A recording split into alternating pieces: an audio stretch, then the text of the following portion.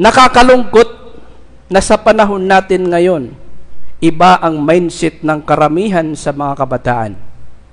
Iba ang mindset ng karamihan sa mga kabataan ngayon. Pag wala kang syuta, hindi ka tunay na lalaki. Pag hindi ka marunong mag-uyab-uyab, wala kang chicks, nabayot ka. La hawla wala quwwata illa billah. Pag hindi ka makakainom ng 2 litro na Red Horse, hindi ka tunay na lalaki. Kapag hindi ka marunong magsigarilyo, hindi ka tunay na lalaki. Dapat may tattoo ako sa leeg para astig, para lalaking lalaki. Dapat may tattoo ako sa aking kamay para lalaking lalaki. La hawla wala quwwata illa billah. Nakita natin kung paano nasira ang mindset ng mga kabataan ngayon. Ang kahalagahan ng kabataan, walang mas nakakabatid nito maliban sa silang mga taong nasa katandaan na. Tanungin natin ang mga matatanda sa atin. Wallahi, kabilang sa papangarapin nila kung maaari lamang sana, kabilang sa kahilingan nila ay bumalik sa kanila ang kabataan. Bumalik sa kanila ang kabataan sapagkat nakita nila, mas lubusan nilang napagtanto ang kahalagahan ng kabataan. Advance ang nasa kabataan, mga kapatid. Lalong-lalo na sa pagsamba kay Allah, sa pagsasagawa, pagpaparami ng kabutihan na ikinalulugod ni Allah subhanahu wa ta'ala.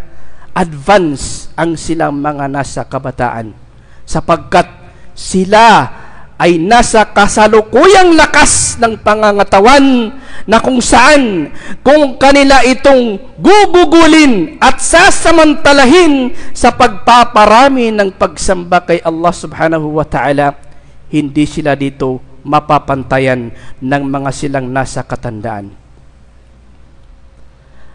Kaya ang relihiyong Islam, kabilang sa mga lubos na pinahalagahan nito at lubos na nagbigay ng payo hinggil dito, hinggil sa pagpapahalaga dito, ay ang kabataan, mga kapatid sa Islam. At espesyal ang mga taong ginamit nila ang kabataan nila sa kalugod-lugod kay Allah subhanahu wa ta'ala. Sa araw ng paghuhukom, may mga klaseng mga tao na dahil sa mga espesyal na kanilang mga nagawa ay pasisilungin sila ni Allah subhanahu wa ta'ala sa araw na yaon, na hindi sila makakaramdam dito ng init at hindi sila dito pagpapawisan. Kabilang sa mga klase ng mga tao na espesyal ang ipagkakaloob, ito treat sa kanila ni Allah subhanahu wa ta'ala sa kabilang buhay, ay ang mga taong ginamit nila ang kanilang kabataan sa kaluguran ni Allah subhanahu wa ta'ala. Syabun nasha'a fi ibadatillahi subhanahu wa ta'ala. Ang taong ginamit niya ang kaniyang kabataan sa pagsamba kay Allah subhanahu wa ta'ala. Mga kapatid at magulang, nakakalungkot na sa panahon natin ngayon, iba ang mindset ng karamihan sa mga kabataan.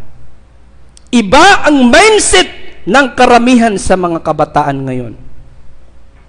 Ang mindset nila ay gugugulin nila ang kanilang kabataan sa mga makamundong bagay, sa mga pag-i-enjoy, sa mga pag-girlfriend, sa mga uyab-uyab, sa mga barkada, sa mga gawain na pag-i-enjoy lamang na ikinagagalit pa ni Allah subhanahu wa ta'ala. Ang mindset ngayon sa karamihan sa mga kabataan, pag wala kang syuta, hindi ka tunay na lalaki.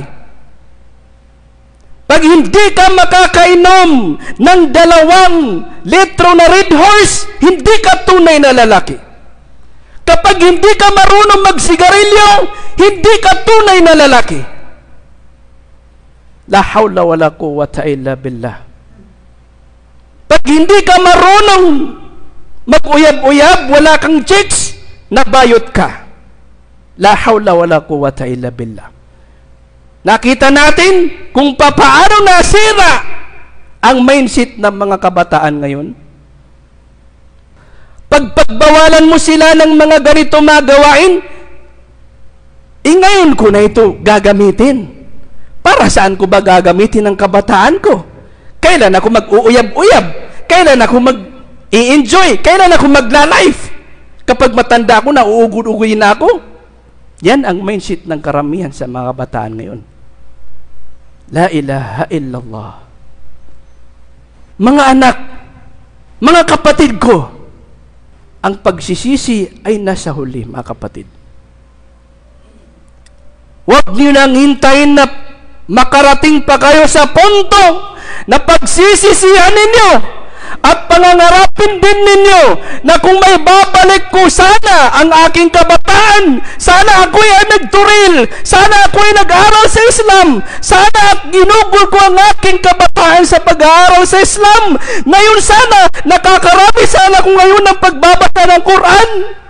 Nakakapagdawat sana ako ngayon. Natuturuan ko sana ang aking mga anak. Natuturuan ko sana ang aking pamilya. Pero dahil sa ginamit ko ang aking kabataan sa kapaglaklak, kapag live, kapag enjoy, na wala akong may tuturo sa aking mga anak ngayon.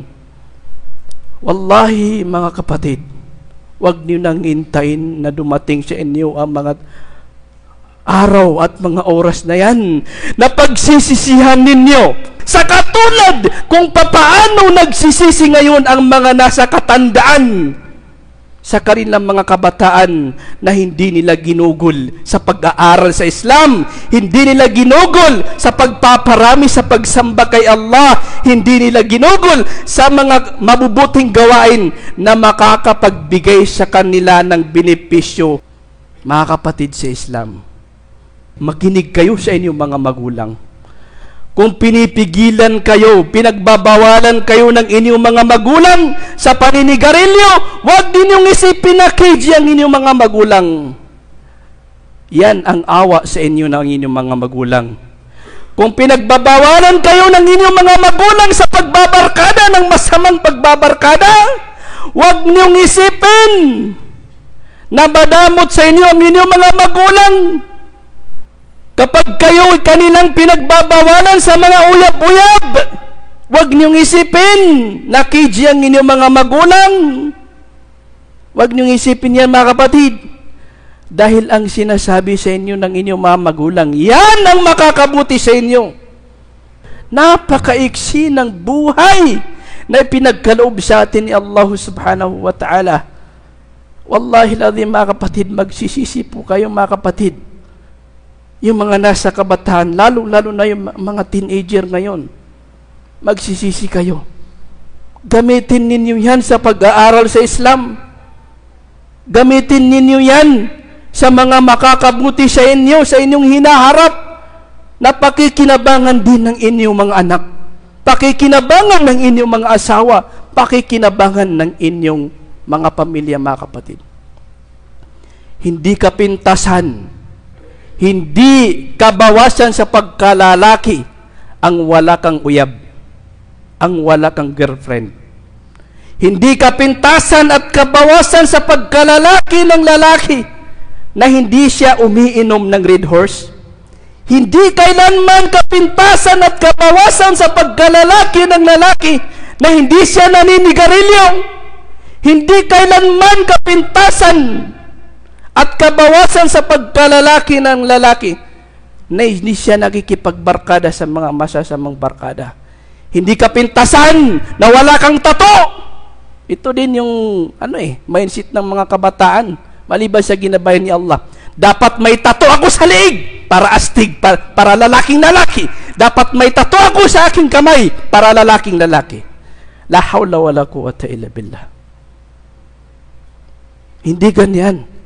Alam ninyo, mga kapatid, mga arikulay, mga nasa kabataan pa, ang tunay na lalaki ay ang lalaki na napigilan niya ang kaniyang sarili na gumawa ng pagkasala kay Allah subhanahu wa ta'ala. Kaya naman, kabilang sa mga 7 klase ng mga taong nabanggit sa hadith ng Propeta sallallahu alaihi wasallam, lalaki na inimbita ng babae na mayroong kagandahan. Maganda, mayroong pangkatayuan. Mahirap na tanggihan. Kasi maganda, mayroong pangkatayuan. Inimbitahan niya ang lalaking yon sa pagzizina. La ilaha illallah. Hindi mo na kailangang manguyab, magdiskarte. Ang babae na yung nangimbita. Anong sinabi ng lalaking yun? Wag. Inni akhafullah. Ayaw ko. Natatakot ako sa aking Panginoon. Natatakot ako kay Allah. Yan ang tunay na lalaki. Mga kapatid, kaya niyang pigilan ang kanyang desire.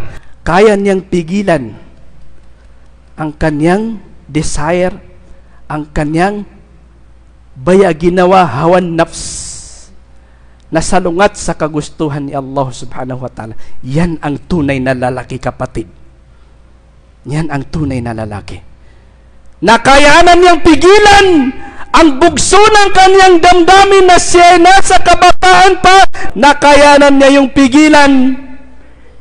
Instead na maglaklak, instead na magbarkada, instead na mag-enjoy, ay ginamit niya ang kaniyang kabataan sa pagsamba kay Allah subhanahu wa ta'ala.